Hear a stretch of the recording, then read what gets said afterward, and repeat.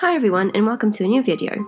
A few months ago I bought an end of bolt cut of lovely red wine velvet that I thought would be ideal for a cape. Here are some of my inspirations. Originally I wanted to date this around the 1890s, however I really wanted to try and make this more wearable. I'm slowly easing into a more history-bounding wardrobe and I still don't have the guts to wear something very opulent. The 1890s were, well, opulent. So I did away with some features such as the high collar, so this is only loosely historically inspired. My materials included under 2 meters of red wine velvet, 5 meters of leafy trim, and a bolt of golden trim. Trims were both purchased on Etsy. I drafted my pattern by making a skewed circle skirt where it grew longer towards the back and a simple collar. I cut this out of the velvet. Although gorgeous and drapey, I thought I needed a bit more body for the effect I was going for. So I cut it out of cotton organdy to use as interlining. I then hand basted it while both fabrics were flat on a table.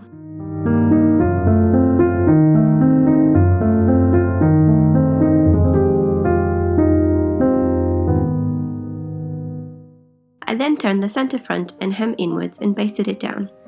As I was lining the cape, I wasn't worried about raw edges.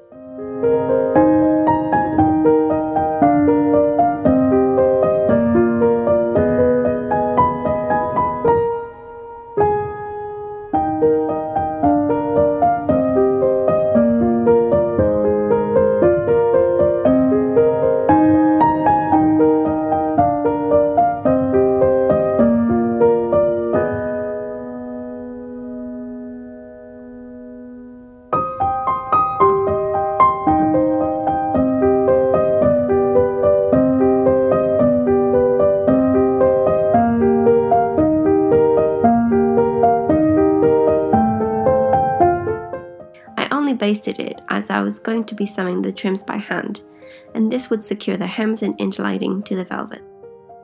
I then hand sewed the golden trim on first.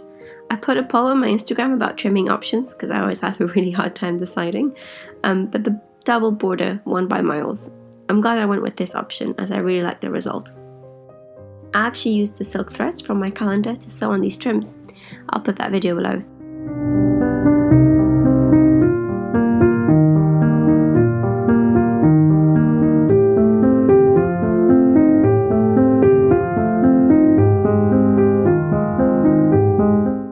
Same process for the leafy trim where it was hand sewn. Then the second row of gold. This was very good as I did this over the Christmas break while I had a lot of sofa time.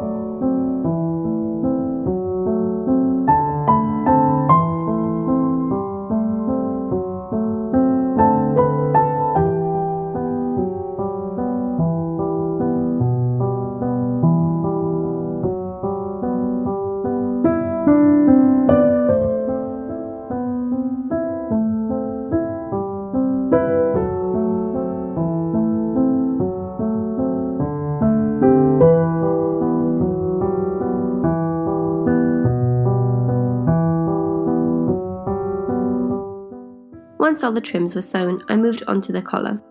I cut the pattern out of the velvet and organdy. I basted them together by hand. In hindsight, it would have been much easier and cleaner to set in the collar first and then hand sew the trim, so that it could go over the seams flawlessly. Hindsight is a wonderful thing.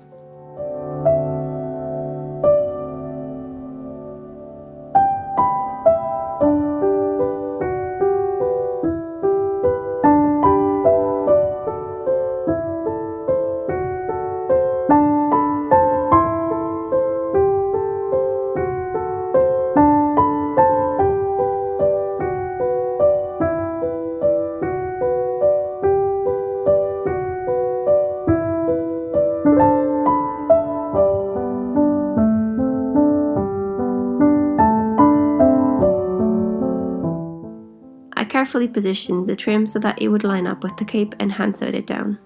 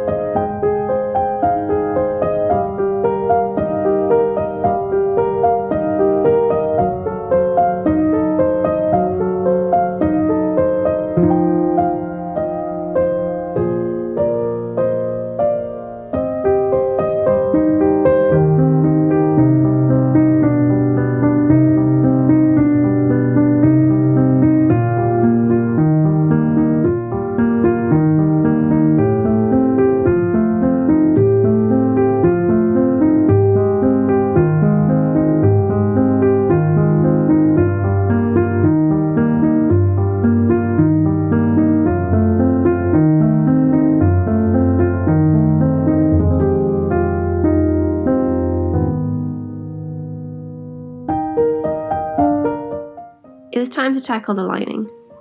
I cut it out of this brown wool I had, kindly given to me by a friend. I didn't have much of it, but it worked perfectly and hopefully we will add some more warmth. I pinned the lining to the wrong side of the cape at the neck and then the bottom. I did this while it was hanging up to try and make it fit as nicely as possible. At this point, I found out I hadn't trimmed the velvet. Usually when things are cut on the bias, you leave them hanging overnight and trim over any warp. I did this for the lining but forgot for the velvet, so it didn't quite match up.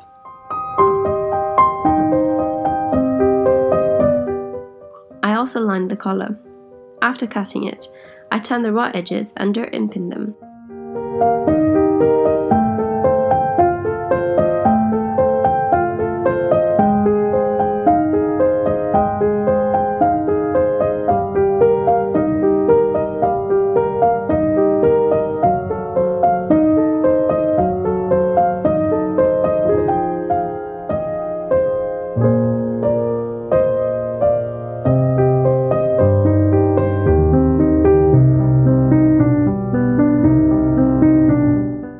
I positioned it over the velvet collar and then hand sewed it in place along the top and side edges, leaving the bottom free.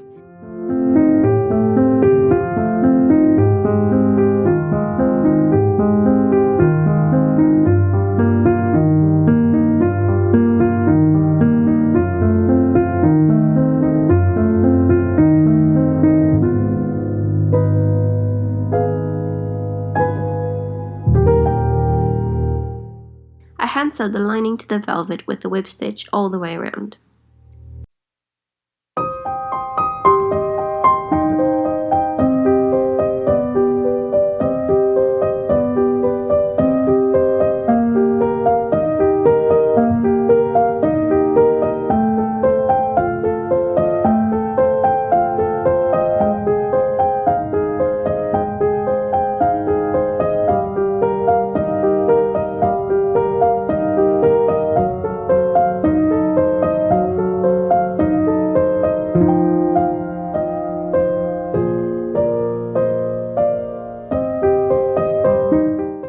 The collar was pinned in place and then hand sewn with a backstitch. With the previous mistake of sewing the trims before, this centre front seam ended up very bulky.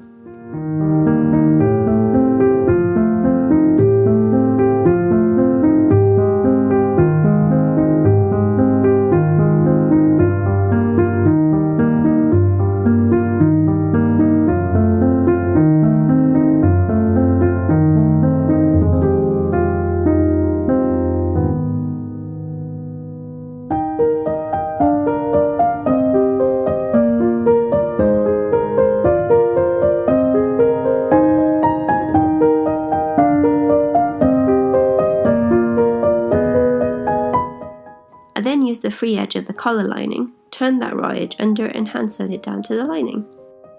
The last step was to sew on a clasp. I dug through the depths of Etsy.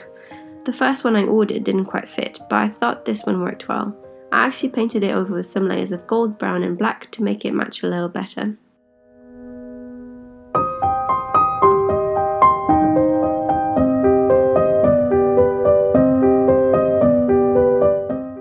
And that is that.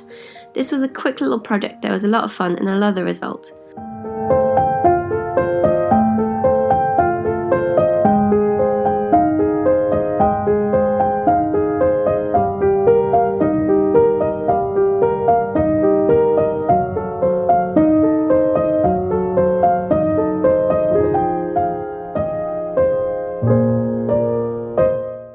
I'm yet to wear it outside as we've been having a rainy winter here in England, but hopefully soon I will.